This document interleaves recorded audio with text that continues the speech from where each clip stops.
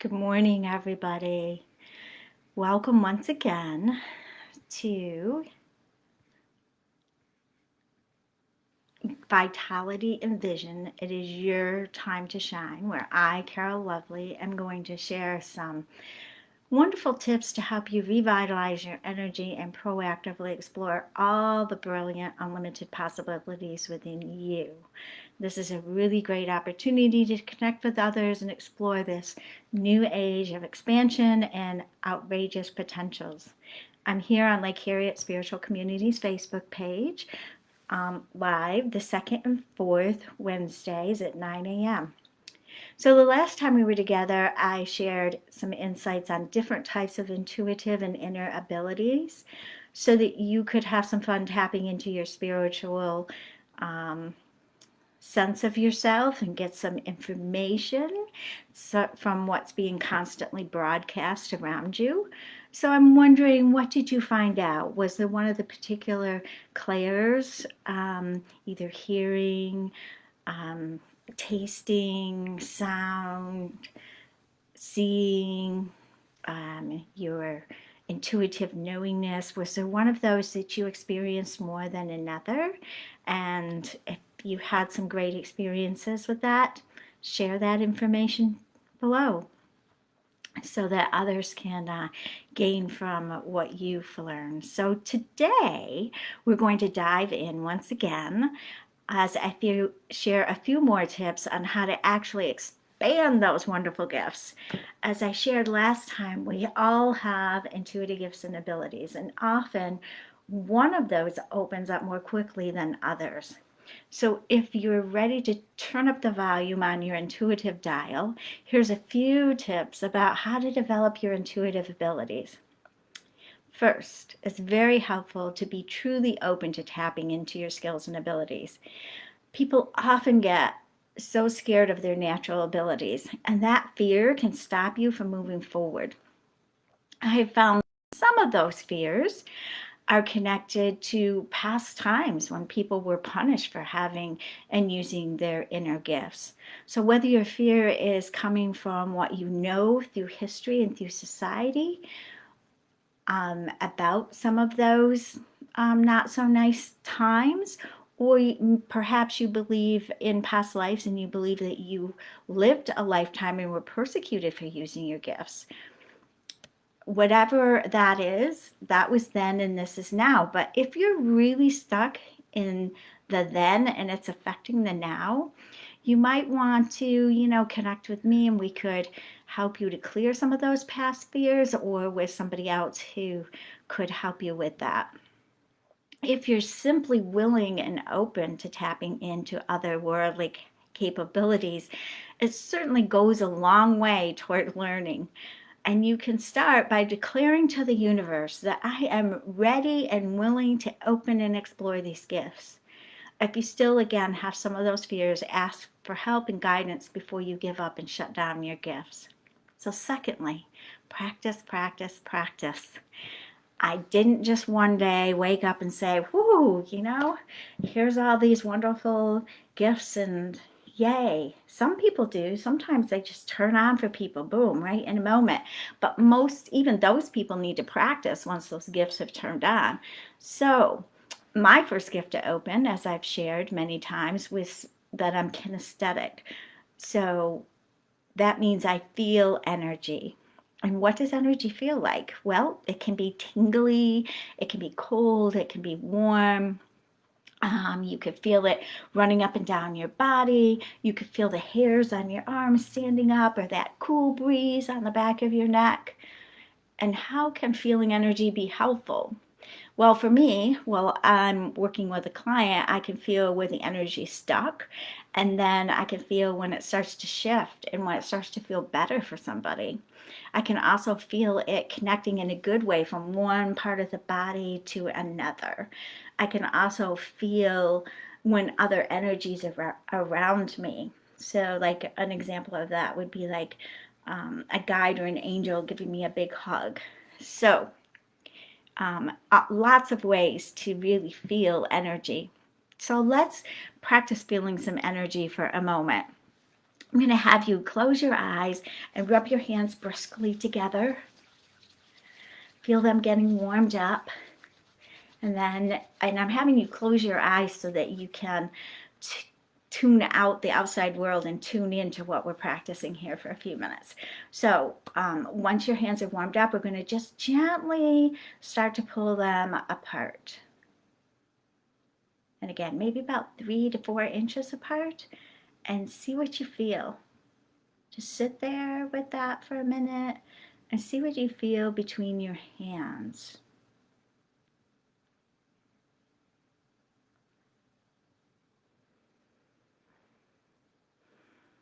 And let's just experiment with pulling your hands maybe another inch or 2 apart and see what you feel there. Does it feel different? Does it feel the same? And now we're going to just try this. Just kind of push your hands back together just a little bit, a couple of inches. And then pull them apart. And then push them together. Again, there's no wrong or right to this, and what people have experienced is I can actually feel like there's something between their hands, even though they know it's just air. Okay, so just stay with that a minute, just pushing in very gently, not all the way together, and then pulling out a little bit. And now we're going to try something fun. You're going to take your hands and you're going to just shift them so that one hand is on top of the other. And I don't know, you're going to, it doesn't really matter like how far, but I don't know, 5 or 6 inches apart, and feel like, imagine that you have a ball between your hands.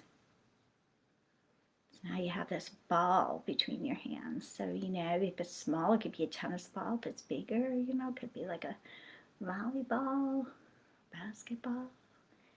And then spin your top hand really gently in a circle. So you're spinning that ball. And what does that feel like? Again, if you close your eyes, you can kind of really check into what you're feeling there. You can stop spinning your top hand and maybe spin your bottom hand. So the ball is. And hold that still again. And then you can tip your hands to the side. You still have your ball between your hands. So that's a little experiment with feeling energy. So you might again feel some warmth, you might feel some coolness, you might feel like you actually had a ball between your hands, and you can just practice with this, and it helps you to feel energy. And what are you really feeling? Is you're feeling the energy in your field and in the quantum field around you. Excuse me. So come on back. If you were kind of having fun with that, you can go back and practice that again. So that's one way that you can practice feeling energy. So let's practice seeing energy. So if you're by a window or you're outside and the sun is shining, and again, you might need to wait until there is a day when it's shining. Here in Minnesota, we've had some kind of gray days. But when that sun is shining, or you're sitting by the window, even inside, and the sun is shining in, you can just soften your eyes. And by that I mean don't close them all the way, just close them some of the way, and face the sun. And after a very short while, you will start to see things. You'll start to see perhaps colors or shapes, and maybe faces, and they might shift really quickly from one color to another. It might stay, the colors that I saw first when I was doing this exercise were, more of the orangey reds. And then, those would quickly shift to the purples and the blues and the greens. And it was kind of like, there would be a color there, but then there would be like, it was kind of like a mosaic of, color here and maybe a little black here and some color there, and it would just keep shifting. So again, you just soften your eyes and you sit in the sun and you just sit there for, 5 or 10 minutes and just see what you see. The colors, the shapes. You can also see energy a little more clearly just as before the sun is coming up in the morning and just as it's setting in the evening. So you could go outside, and I practiced this with some friends one time. We went to a park and we got in a great big huge circle around the edge of the field. There was trees around the back of all of us, and we just softened our eyes and we watched as as the sun was going down. You can see the energy or the aura around the edge of the trees, and it was pretty magical. So you could try that if you'd like. So you can also tap into seeing first thing in the morning when you're still kind of half in that dreamscape kind of worldly, otherworldly energy, and just kind of purposely close your eyes and see what you tap into. You can also ask about something that's going on in your life and see what comes to you. And remember that higher dimensional energies often come to us in a vision that we then need to interpret, much like you would interpret, your dreams with symbols.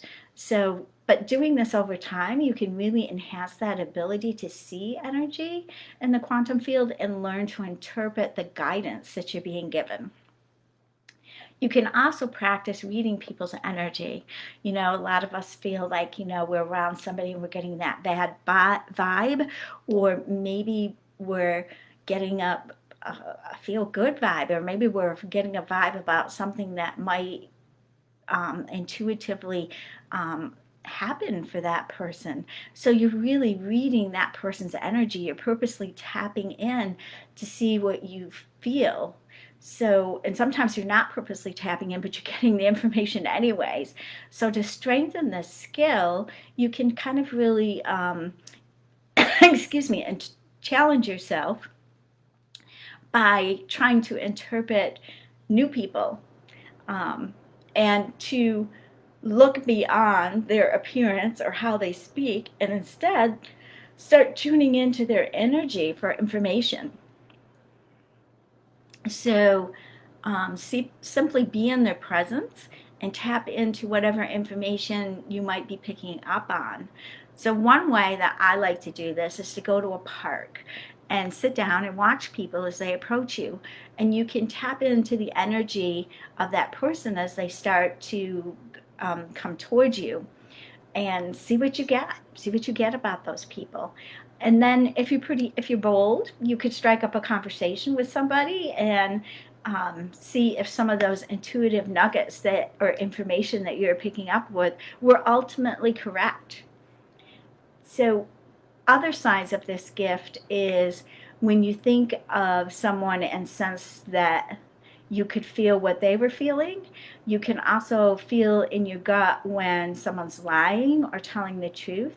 You might have some physical sensations in your body that are pretty obvious, like your stomach feels twisted, or you're feeling sick or nauseous, or getting chills, especially if something doesn't feel right.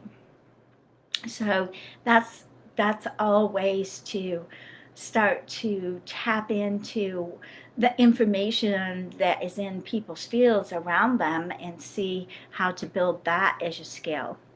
And I haven't really worked to expand clairaudience or that art of hearing, either in the physical sense or in my mind's inner hearing, as much as maybe some of the others.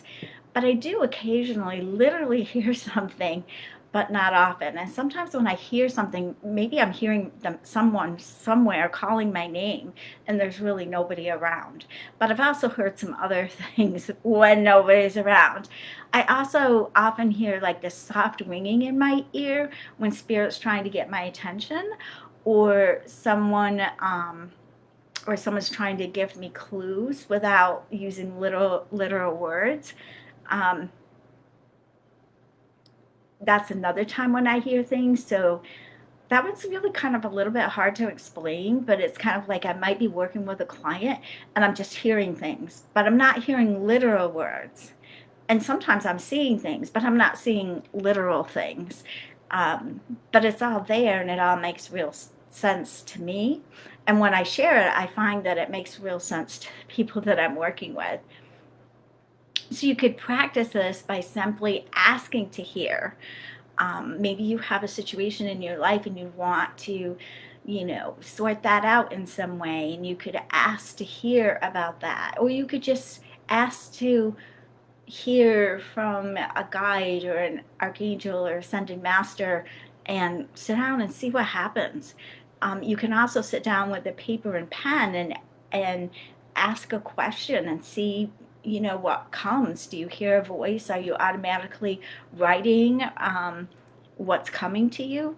So many people have written books by using this type of connection, and others have become really amazing channels for multidimensional energies like an angel or a guide or ascended master. So how do we recognize what your preferred or dominant style of sensing is? So you can begin by sitting in a really comfortable place where you won't be distracted for minutes, and start by scanning the area around you. Take in all the details. And again, sometimes being outside is a really good place to do this, but inside's okay too. I like it outside because I'm getting more information from nature and the energy around me too when I'm outside. But anyways, you're going to sit quietly. You're going to scan that area around you, take in the details and the feelings of where you are. And then close your eyes and focus on your breath. You're going to breathe deeply and slowly as you mentally review what caught your attention when you scan that space around you. Was it the sight of something that stood out? Was it a sound that you heard? Was it a feeling of something that was registering either in your heart or your stomach? Was it a taste or a smell that suddenly appeared to you that was very strong and came out of nowhere and kind of hit you out of the blue?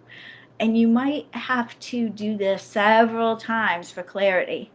And you can also pick one and pay attention to the tips and the clues you seem to be picking up on. It's like exercising a muscle, and you'll see that it'll get stronger and stronger with signals over time. Remember, I said practice, practice, practice is really important. Let it pick you. So there was no part of me that said, oh, I'm going to wake up one day and be kinesthetic. I didn't even know really what the word kinesthetic was all about or feeling energy was about. I got nothing in the beginning, but then all of a sudden it was there. It picked me. And then because it was picking me and it was so strong, I had to start learning what it was all about. And to tell you the truth, I wanted to be visual. If I was going to have these gifts, I wanted to be visual. And my guides were like, yeah, no, not right now. This is what we're working with. So I had to just relax into what picked me.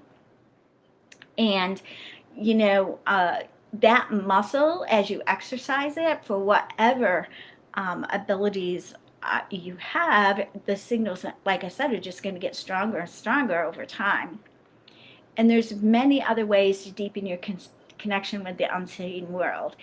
Most of all, we have to just have fun and remember that you can always ask for help from other humans or even from these unseen helpers who are just waiting to say hello. So if you're really into opening to your intuitive gifts, just ask for help.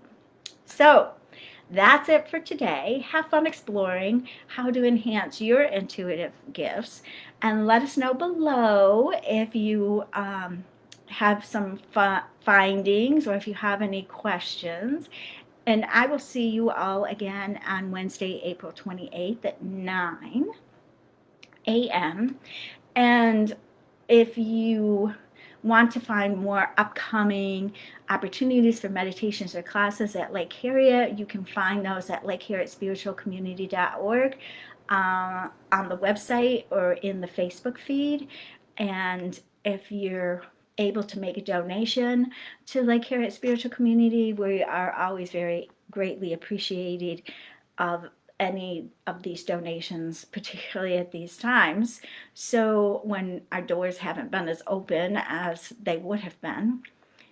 Next Monday, on April 19th, I'm going to be leading the Lake Harriet Spiritual Communities Women's Group at 7 p.m. on Zoom. And it's still pretty cool to be outside. So by the May meeting, I'm hoping that we can be in person. But we're going to do one more on Zoom. And in my private practice, I'm starting a new quantum healing level 1 class Tuesday, April 20th on Zoom at 7 p.m. Again, I'm hoping maybe we can do some on Zoom and some in person in this class. It's the seventh time that I've offered the level 1 class, and it's a closed ongoing 6-week class that explores what is the quantum field, and what is the energy of the quantum field, and what are the possibilities, and how do we tap into that amazing energy. You'll learn how to shift your life toward what you really choose, more peace, maybe, perhaps happiness, opportunities, relationships, health. But there's this huge field of information around us and energy around us, and what is it? And how do we tap into it? And we explore all of that over those 6 weeks. So if you're interested, you can find out more information on my website at carollovely.com on the events page, and you can sign up on the Book Now page. And one more thing I want to say about Lake Harriet is on May 1st, we're having a psychic and healing day. And all that information is on Lake Harriet Spiritual Community's website, and we're pre-booking the morning appointments, and I'm going to be there doing some healings along with Alex Fries, and we have psychics who are going to be there giving readings. So if you're interested in that, please head over to the website and find out more information on that. So see you soon, and bye for now.